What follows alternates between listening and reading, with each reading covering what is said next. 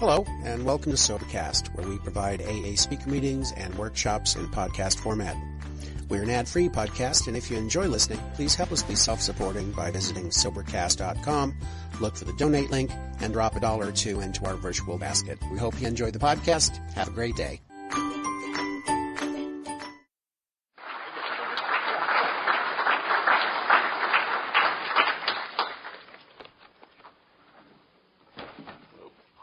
Everybody, I'm Josiah. I'm excited and honored to be here tonight.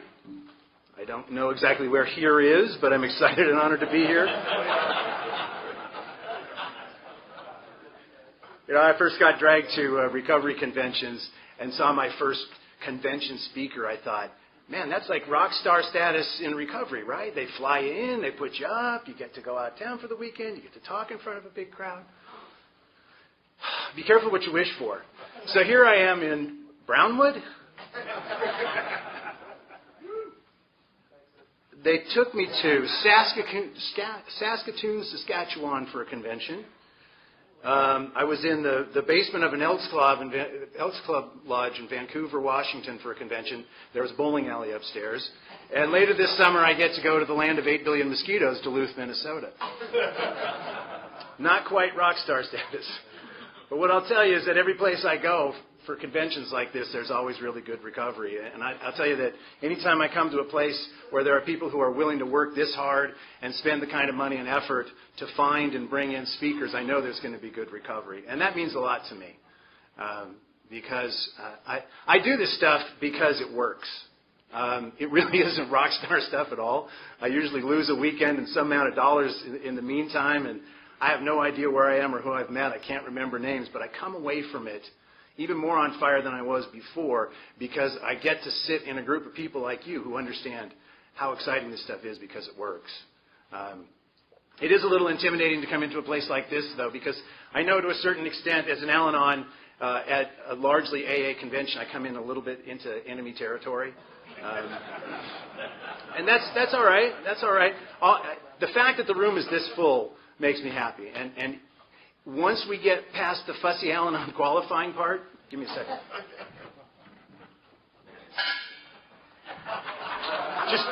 Just to show you that I qualify, you can't have one handle up and one handle down.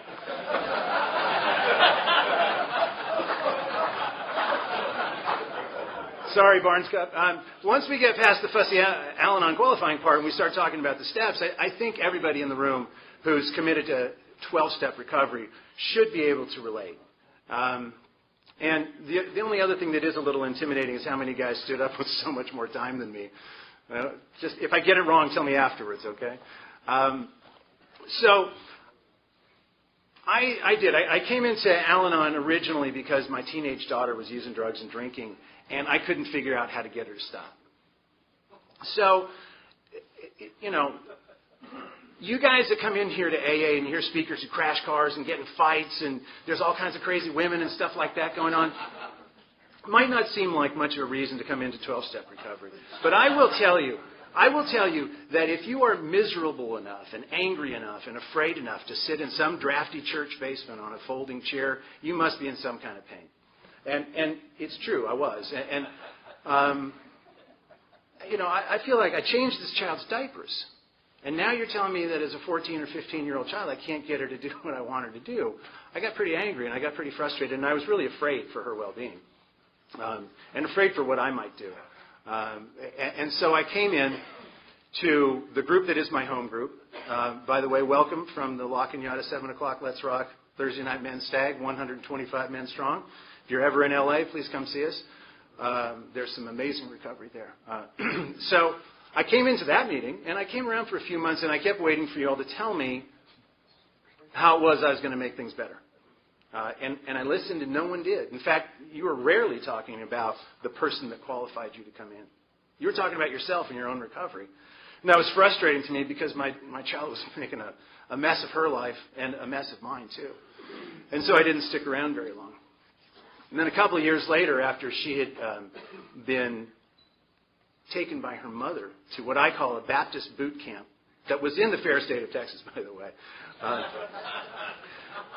She got kicked out. Where else? She got kicked out of that place 11 months into her 12-month program. And her mother said, nope, you're not coming back here. And so she ended up with me. And she was as crazy as ever. There was no evident drug use, although I'm told since that there was. And so I thought, what in the world am I going to do now? At about the same time, I started dating a sober alcoholic who was dabbling in Al-anon. And so I thought, oh, Al-anon, yeah, maybe I'll try that. And so one of the things that I heard at the beginning in Al-anon was, if someone's drinking or sobriety is bothering you, then Al-anon might be the right place for you.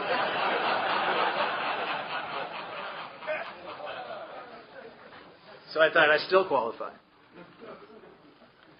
I heard a guy once share at an Al-anon meeting that he was a sober alcoholic, and because he sponsored alcoholic men, that he qualified for Al-anon, and that's why he came around.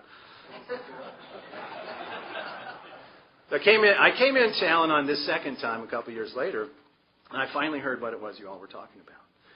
And you were talking about the same thing that I had heard in open AA meetings that I'd gone to a couple years before to try to figure out what this was about. You're talking about getting better through the process of the steps. And so when I have an opportunity like this, I like to talk about the steps. And sometimes, maybe not here with this kind of time, but sometimes I find that the 12 steps are the best kept secret in Al-anon. And so I want to make sure I talk about them because much like the powerful recovery that happens in AA, that same kind of powerful recovery can happen in Al-anon behind the steps. And Al-anon literature has a quote that I like because it's so true. It says, if we willingly surrender ourselves to the spiritual discipline of the 12 steps, our lives will be transformed. And my experience personally and in the lives of the many men that I sponsor is that that's very true. And it took me a while to realize, as I attended Al-anon, that that's what I was after, that that's what I needed.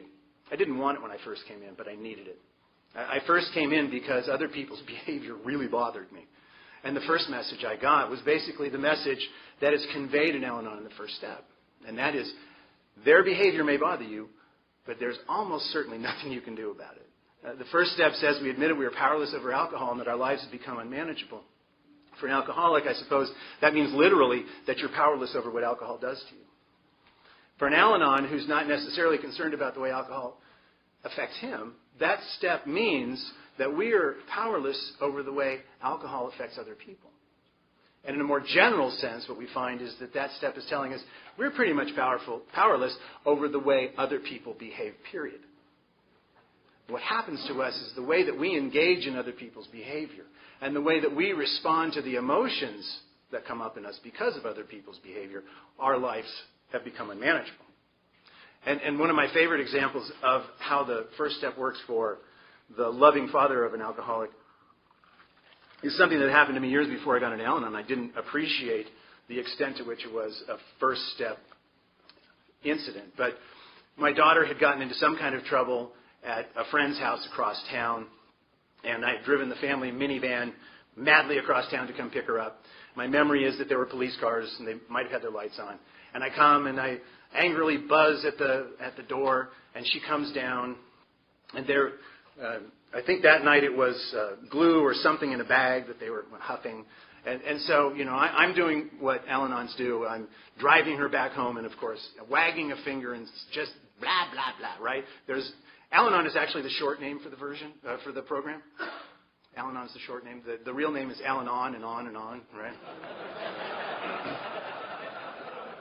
And so that's what I was doing. You know, one more time, I was browbeating and berating her, and we got to a stop sign or a stoplight, and I'm going on, and suddenly the door opens and she's just gone.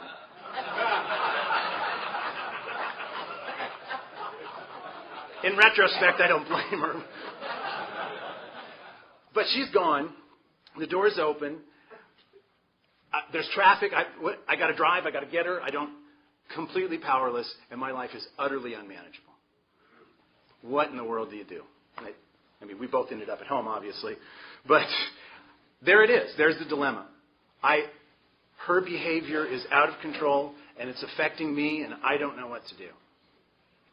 So really, the message of the first step is you're powerless over someone else's behavior, and the way you're responding to their behavior has made your life unmanageable. And so Let me say this before I get too much further into the steps. I did not come into Al-anon, roll up my sleeves and say, hey, where's a good sponsor? I want to work the steps. Not even the second time when I came in and I had a sense that I belonged and that maybe there would be something here that I could use and that would be of value to me. It took me a long time to be willing to actually embrace the process of the steps for a couple of reasons. One, I had a real hard time with the God stuff. And two, that inventory thing really bothered me. So it took me a while. And one of the things that, since there are some people who seem to be relatively new here, I want to say is that recovery is a process. It's not an event. For me, it's been erosion and not surgery.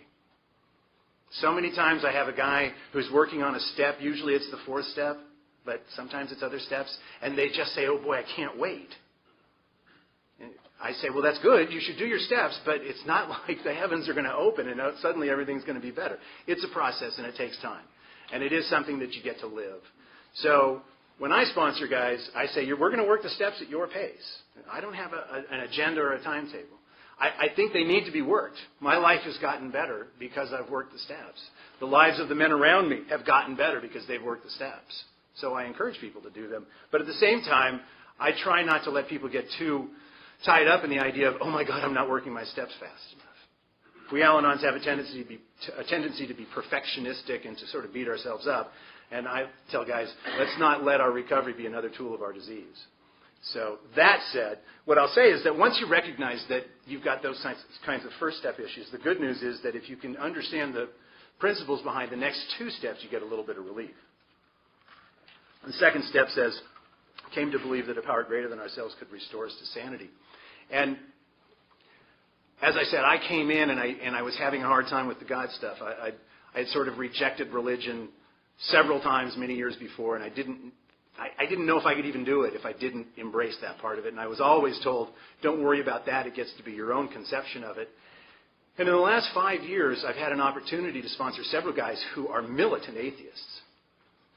And when you read the AA literature, and when you work with some guys who are sort of on the fence, what you find is that when you allow people to sort of sit in this environment for a while, they will get comfortable with the idea of spirituality and sort of come to a conception of a higher power that they're comfortable with.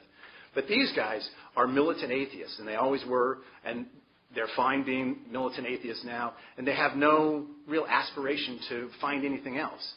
And in a couple of instances, these guys have worked steps and had great recovery. And so this stuff can be worked regardless of how you conceive of the higher power stuff. To me, it seems like it'd be awfully hard to do what's needed without having some kind of a conception of a higher power, but it can be done. So, came to believe that a power greater than ourselves could restore us to sanity. And what that really means is that my ideas that have gotten me so far so successfully and had me with such a great relationship with my daughter need to be pretty much chucked out the window. And I need to be willing to try something different. I need to be willing to trust some other response than the one that comes to me. And of course, it always seemed like there was one. And I wanted to bang that round peg into that square hole over and over. And if she didn't get it the first time, I'd just say it louder the second time. So the second step just simply means, even if it's nothing more than something you hear in a meeting or what your sponsor suggests, the idea of doing something differently. One of the atheists that I sponsor quotes something that he heard early on in recovery for him that works, and that is, the program works if you believe in God. The program works if you don't believe in God. The program absolutely will not work if you believe you are God. Simple enough. And to me, in some ways, that second step is really pivotal because what it's saying is, came to believe. What we need to do is get some sense of trust or faith that it's going to be okay and that we don't have to constantly have a death grip on whatever it is that we think is going wrong. I call my sponsor and I'll tell him about a dilemma and somebody's not doing something right and here's the way it should go, and I'll go on and he'll say, all right, Josiah, you're right. Now what? And that's when I failed to understand that part of the second step. And the second step is saying, if you're willing to try something different, if you're willing to let go, then that craziness you identified as the unmanageability of your life in the first step can start to fade and ease. And so just letting go a little bit will give us an opportunity to then move into the third step, made a decision to turn our will and our lives over to the care of God as we understood Him. And that's really a matter of when she runs out the door and down the street, to understand that even though I feel like it's my responsibility and I should fix it, I can surrender it. I can surrender. So, putting aside the whole God thing for a minute, whether I believe what I wanted to believe, whether I was comfortable with that idea, I really struggled with this idea of turning my will and my life over to the care of God. And so my first two sort of primitive conceptions of that were, one, sort of standing on a corner in a burlap robe with a rope tied around my waist and a tin cup in my hand. And I looked around me at meetings, and especially up there in hoity-toity La Cañada, and I thought, no, it's obviously not any kind of a vow of chastity or poverty that's being asked here. So that wasn't it. And then the second one, I said, okay, turn my will and my life over to the care of God. Okay, so I'll lay there in bed in the morning and say, okay, God, here's my will and my life. Ready? Go! Ready? Go! That's not it either.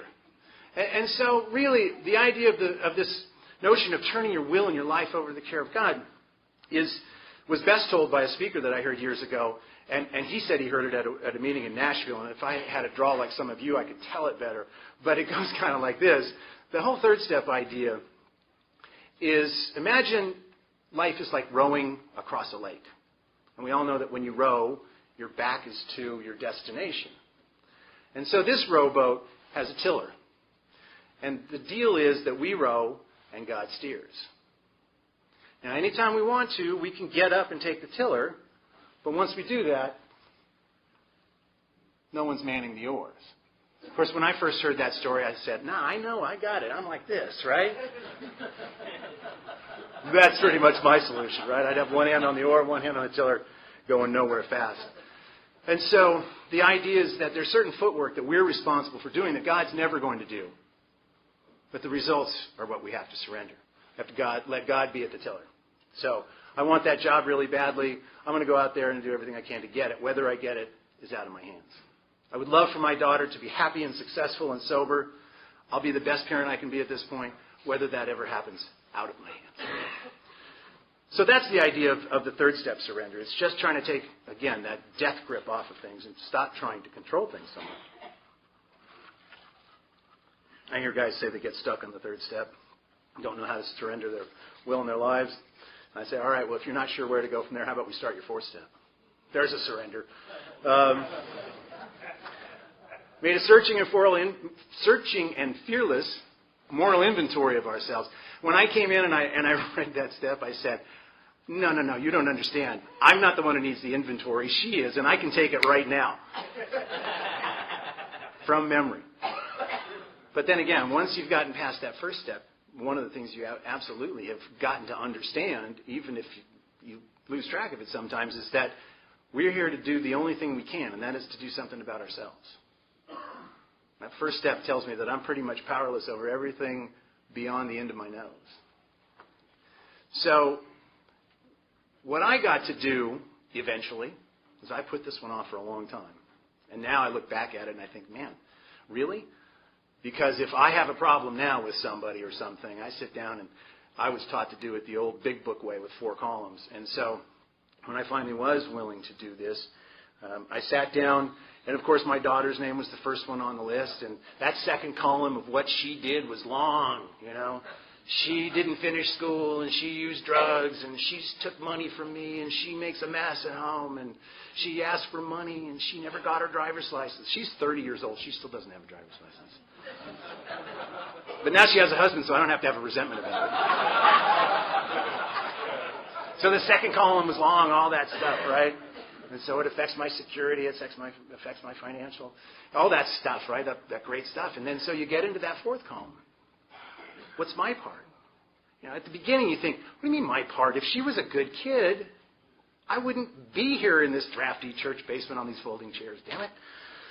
So, but by this time I've started to realize how controlling I am. I've started to realize what a bully I am. I've started to realize how passive-aggressive I am, how manipulating I am. I've started to realize what a coward I am. I'm afraid of my daughter. It's insane. She's smarter than me, though. But at any rate, I focus on that part where I can identify what it is that I believe and what it is I do that makes arguably a bad situation worse. Because I think objectively most of us would say we would rather have our children be successful and happy and safe and sober and all those things, employed, have a driver's license. So, yes, there's an issue there. And frankly, one of the things about doing the inventory process, both the fourth and the fifth step for me, was to realize where I had a part, where I'd completely overlooked it, such as in the example with my daughter. But also situations where there was something bad and I felt that surely it must be me. And then to sit down with the sponsor going over the fifth step and to be told, I don't think that's on you. You didn't do anything there. So that's a big relief for someone like me who feels overly responsible for everybody's well-being. And by this time, again, with good sponsor direction, what I realized is that there's a reasonably good chance that the character defects that explain the unhealthiness of my relationship with my daughter are probably not only manifested in that relationship. So I also put my other child and my ex-wife and my mom and my dad and my employer and all kinds of other people on that inventory and went through the same column process. And the darndest thing, guess what? Those same character defects manifest themselves in all of my other relationships. And so I get to see that even though my daughter may in fact be a qualifier, my primary qualifier, she may in fact be a problem, but the way I respond to my relationship with my daughter and the things that she does is exactly the same way I respond to other situations in my life. Part of my journey in the steps has been to find out a little bit about a family history that was a complete mystery to me because of the way my parents dealt with their families. And I've come to find out that my paternal grandfather was a raging, fall-down alcoholic. And the more information I got about that, and the more I thought about the way my father behaved, the more I realized I'm just cut out of the same cloth as my dad. So it turns out I didn't know it because there was none evident to me. I'm an adult child of an alcoholic. When I first started going to those adult child of alcoholics meetings, I thought, what am I doing here? People were telling stories about terrible, ugly situations in their homes, and I thought, my family life was nothing like that. But when they talk about the way that they feel and what they believe about themselves and the way they go out there in the world, I relate completely. So the fifth step then says, admit it to God, to ourselves, and another human being the exact nature of our wrongs. And to me, in some ways, this step, the principle behind this step really explains sort of the magic of 12-step recovery. It's the same thing that must have been in the air when Bill Wilson and Dr. Bob were talking in Akron, Ohio in late 1934 or 1935. And so it's one person saying, these are the horrible things I did. Bill Wilson telling Bob, this is how I drank. And Bob looking at him because he was so ashamed of his drinking, saying, oh my God, that's how I drink. And so when an Al-anon sits down with a sponsor and says this stuff that he just doesn't want to admit about himself, and then to have the sponsor nod his head and say, yeah, I know, that's exactly how I am, there's such a great sense of relief. And to me, it's a big deal, of course, when an alcoholic comes into the program after however many years and how much of a mess and finally admits defeat.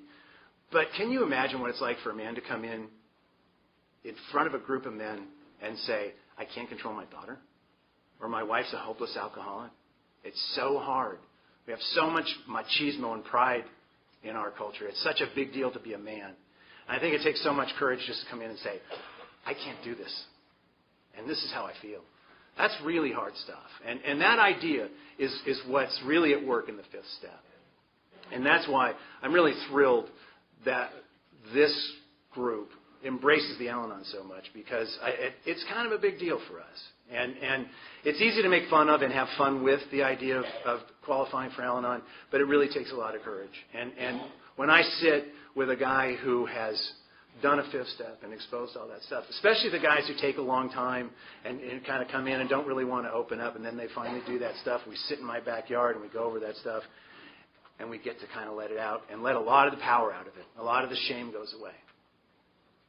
So that fifth step for me has been powerful, both giving it and hearing it. So But then what we have, after we've had this sort of recognition of how it is we act and what it is we believe that's behind those actions, we now have some really valuable information about ourselves. And I have my guys do a list of character defects that they've learned from talking about this stuff and writing it down, and a list of character assets, so that we now have information that we can take forward through the rest of the steps. Because really, this business of the steps is about a process, and taken out of context, they don't have quite the same value. So we now know what it is that we do and how it is we believe and how we make things worse. I tell guys that I can't promise you if you do the steps that your life is never going to be hard. But what I can promise you is that you're going to be way less likely to make it worse by your own behaviors, and you're going to be way better able to handle the hard times. So we've got this information from the inventory process, and then in preparation for the amends process, there's 2 steps in between. And the 6th step says that we were entirely willing to have God remove all these defects of character. And those of you familiar with the Big Book know that there's about that much space, a short paragraph for the 6 and 7 steps in the Big Book. And then Bill got verbose and has long chapters in the 12 and 12 a few years later on both of them. When he writes about the 6th step and the 12 and 12, he says, the 6th step is the step that separates the men from the boys. And when you think about it, it's really true, because the 6th step says we're entirely ready to have God remove all these defects of character. All that stuff that I do to protect myself, to feel safe in my world, to manipulate things so that I'm okay, that aren't really working for me, I have to be ready to let go. And so conceptually, it's a really big deal. 7th step reminds us, humbly asked him to remove our shortcomings, reminds us that we're not doing this alone. I've had sponsees come in, work the 6th step, say, okay, let's do that 7th step, because that's where the shortcomings are going to be removed. Oh, no, they aren't. Read the step again. Humbly asked him to remove our shortcomings. If that's how it worked, it'd be a 7-step program.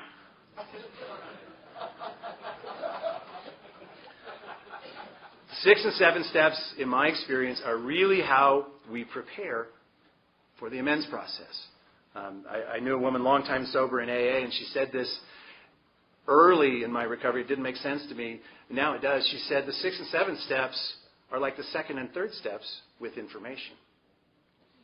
Good one, right? So now we have some information about ourselves and how it is we've been making our lives worse.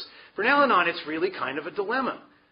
The alcoholic comes in and says, I made it worse because I got blasted and drove a car through a store window. I drank for a month and never showed up to work. That's easy. Al-anon says, right, she's drinking, but I don't get it. How is it my fault? Now we know. We've done the inventory. So the 6 and 7 steps say, okay, we're going to get ready to do something about that in the 8th and 9th steps. So the 8th step says, made a list of all persons we had harmed and became willing to make amends to them all. And so, again, the Al-anon, ever the victim, says, wait, I've got to apologize to them? How come she doesn't? Right? The Al-anon salute. A hand on the back, a hand on the forehead. Yeah, so made a list of all persons we had harmed and became willing to make amends to them all. And for me, the biggest deal about the amends process for both the 8th and the 9th steps is to be really clear about our vocabulary. Amend does not mean apologize. Amend means to change for the better, to improve, like an amendment to the Constitution. And so, particularly for the Al-anon who comes in and he's well-meaning and he tries hard, but he tries too hard and messes it up, the idea that he's got to go around and say, man, I'm really sorry, can be a really difficult thing. And an apology can and often is a fundamental part of making a direct amends, but we've got to be really clear that this isn't fundamentally about an apology process. And I think that this idea of removing defects of character or removing shortcomings can be kind of tough. Because in many instances, what we're doing is trying to make our behavior more balanced rather than absolutely removing something. So the idea that I'm trying to be a good father isn't something I want to remove, but it is something that I need to bring into better balance. So It's really a matter of how am I going to change things based on the information that I got from the inventory process so that I'm healthier and the people around me are less bothered by me. So I usually have a good list of the people that are on that need amends from my 4-step, right? Because if I've done a 4-column inventory, then I've got that list of people. And so I make a list. And what I have guys do and what I've done in the past is, so what was the old behavior that I want to change? And how's the new behavior going to look? And I go over that list with my sponsor, and then I'm ready for the 9th step, which says, made direct amends wherever possible, except when to do so would injure them or others. And so one of the amends that I've made to my daughter, it's actually kind of a fun one in some ways, is I've gone to her and I've recognized that one of the resentments I had about my daughter was that she had a talent for getting me to do things, right? Oh, Daddy, I really want to go to the mall. Okay, honey. I have no way to get there. And magically there'd be car keys in my hands, right? Oh, man, I want to go to the movies. All right, sweetie. I don't have any money. Right? And so suddenly my wallet would be out. So one of the amends I got to make to her was to say, you know what, sweetheart, one of the things that I do is I volunteer my time and my money and my help to you when you haven't even asked for it.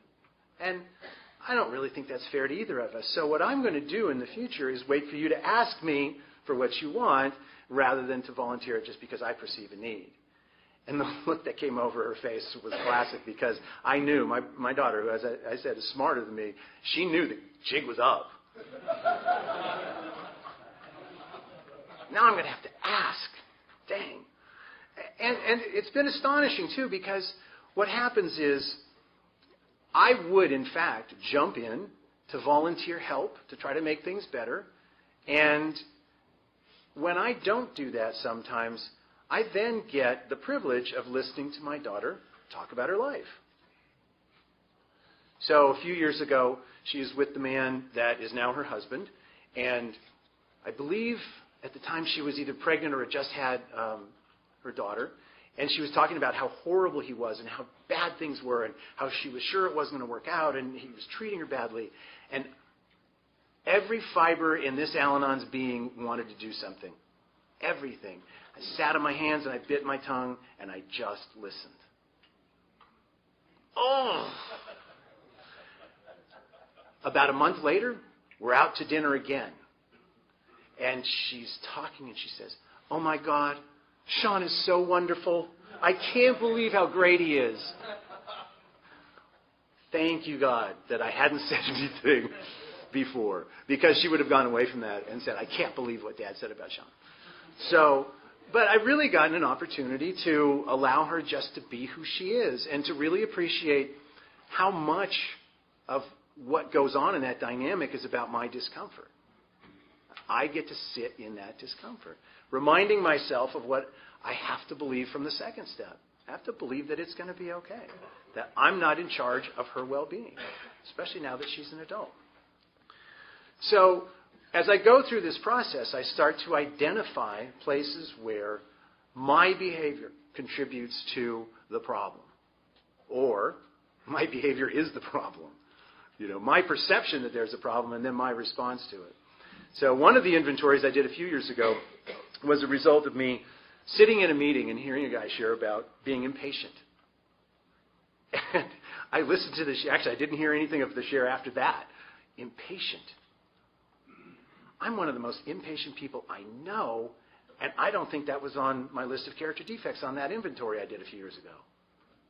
Dang.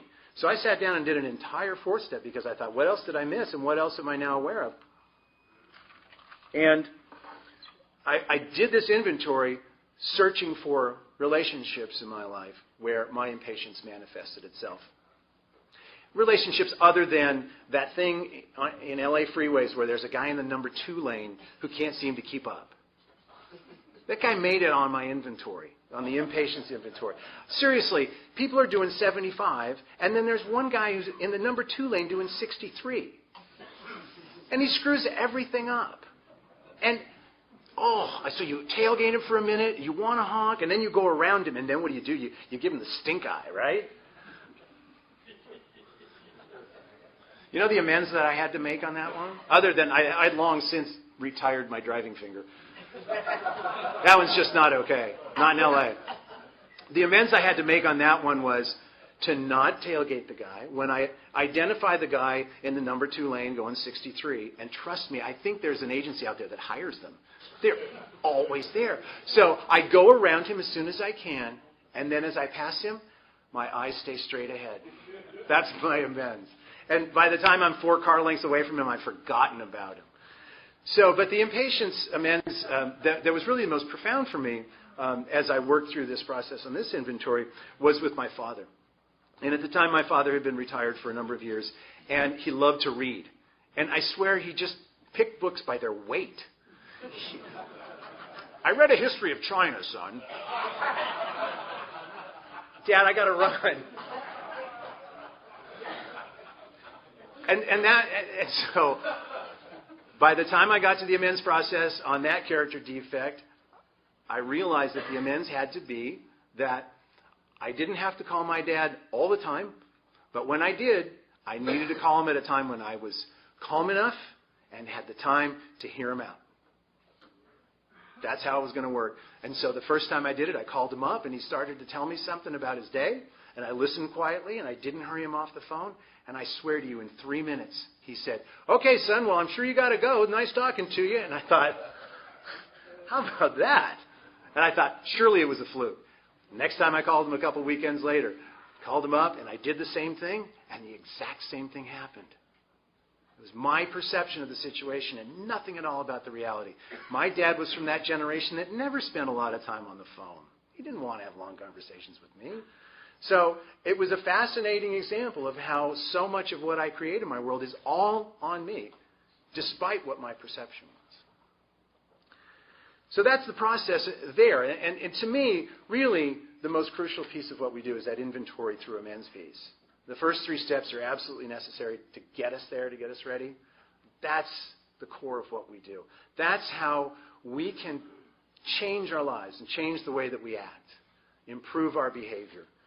And so what I find is that I come into this believing about myself that I'm a bad person, that I don't deserve good things, that I'm responsible for the bad things that happen. It's a very bleak look, and it's very, there's no self-esteem in there. There's a lot of self-hatred. There's a lot of fear. And that fear, of course, generates anger. If I go out there and behave in a different way, even though I still feel that way, my world eventually begins to change. If I go out there and approach my job just thinking about how it is I can go out and be a good employee without acting on all my fears and insecurities, my employer eventually is going to appreciate the hard work. If I behave with my daughter as if I respect her as an individual and as an adult, and I don't have an agenda with how she acts, my relationship with her is eventually going to change. And that's true in every area of my life. And so what happens is, as I start to treat my world differently, my world treats me differently back. Before I got into recovery, before I identified my character defects, I had those core beliefs, and then I went out there and I behaved consistently with those core beliefs, and the world gave me that back in confirmation. Doing the amends process allows me to change the way that I act. Eventually, those beliefs that I have about myself have to change because of the way my world changes around me. My beliefs are absolutely inconsistent with the world that I have around me today. So this process is so important that it's repeated in the 10th step. Continue to take personal inventory, and when we were wrong, promptly admitted it. Which, in my experience, is continue to do some version of looking at your character defects and changing your behavior by way of amends. And that's what we do on an ongoing basis. The 11th step then tells me that I sought through prayer and meditation to improve my conscious contact with God, as I understood him, right? Praying only for knowledge of his will for us and the power to carry that out. And so that's been a process for me of acting differently than I necessarily believe. What I've come to in terms of the spiritual aspect of this program is the less I have to define what my higher power is, the less I have to define spirituality, the more open I am to embracing whatever it might be, then the more I can have that experience. So my sponsor of many years, Carl H., says, I'm an agnostic, but I pray just in case there is something out there listening. My sponsor's a smart guy. And so, I believe there's something out there. I have no idea what it looks like, and I don't have to put a face or a name or a shape on it. But I do. I pray. And by the time I got to this step, even though I hadn't really defined any of those beliefs, I thought, I may as well do this step. All the other steps work. This one can't be in here by mistake. And so I do. I pray. And some of the prayers I say are just the rote prayers because that helps my mental process. I stood outside my room today and I said the third step prayer over and over again because I say the third step prayer over and over again whenever I need to calm my mind. I knew I was going to come up here and be on the spot, and I was nervous, and I said the third step prayer. Sometimes just saying a prayer gets my mind out of that place of madness. And sometimes any prayer helps me to remember that I'm not alone. And I don't have to do this by myself. And then the meditation piece, I'll tell you what, just getting some meditation into my life to slow me down by itself would be valuable. But it also helps me to disconnect from all the fears and anxieties that have a tendency to tell me what it is I need to do. And to be open. It's been interesting for me to watch my atheist sponsees go through this step because they do it. They absolutely do it. And I have no idea how they connect with the higher power that step talks about. But they absolutely do it, and they absolutely get value out of it. And so it's a valuable process, and it's an important part. The 12th step then says, having had a spiritual awakening as a result of these steps, we tried to carry this message to others and practice these principles in all our affairs. And there's a lot to that step. But the first piece that I find interesting and found interesting when I actually got to it was having had a spiritual awakening as a result of these steps. I didn't come into 12-step recovery wanting a spiritual awakening. I don't think any of us do, right? Oh, I'm looking for a spiritual awakening. You guys got a meeting? No newcomer ever says that. Newcomer comes in and says, "Oh God, this sucks." So, but I have had, and for me, again, I don't need to try very hard to define that, and I want it to be a lowercase s and not a uppercase s. I think that depending on how we define our spirituality, it's all around us all the time. You guys drove hundreds of miles to the middle of nowhere to spend a weekend. Clearly, all of you have had or are about to have a spiritual awakening.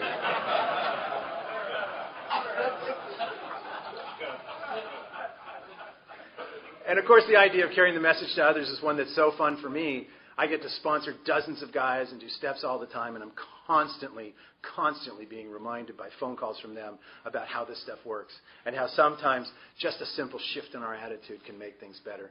And I get that message all the time. And then, of course, for me, why else would I be willing to come to wherever we are and do this if it wasn't so profoundly moving for me and really a lot of fun? But more than anything, I think that this idea that we practice these principles in all our affairs is the big deal. Alcoholic comes into AA because his drinking has finally made enough of a mess of his life that he has to. And Al-anon comes into Al-anon because somebody else's behavior has finally made him completely crazy enough that actually makes sense. But what we know by the time we've done this is that neither the alcoholic nor the Al-anon has come here just because of that. The big book says our drinking was but a symptom. Talking about the inventory. We had to get down to causes and conditions. And what we learned from the very beginning in Al-anon is that that's nice that she's making that much of a mess of your life. Now, what's your problem? And so what I get to learn, again, is that I take what I've learned about myself and I employ it at work, in personal relationships, on the freeway, in romantic relationships. And so suddenly I look up, after not nearly as many years as you guys, but after a number of years and a lot of work, and I find that I've never had a better employment situation. I will have been married to my new bride for a year on Monday.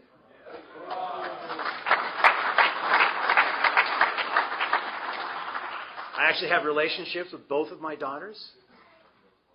My dad died a few years ago, and my strange, bizarre, isolated family did what it does and just sort of stayed isolated. I made a commitment to call my mother every day, because that's what we do around here. Someone's going through some stuff, we call up every day.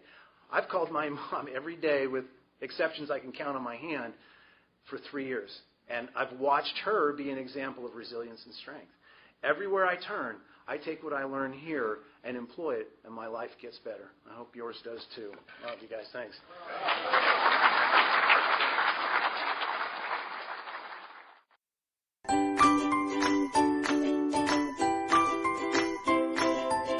Thanks for listening. I hope you enjoyed the podcast. Sobercast is ad-free, and we'd like your help in order to keep it that way.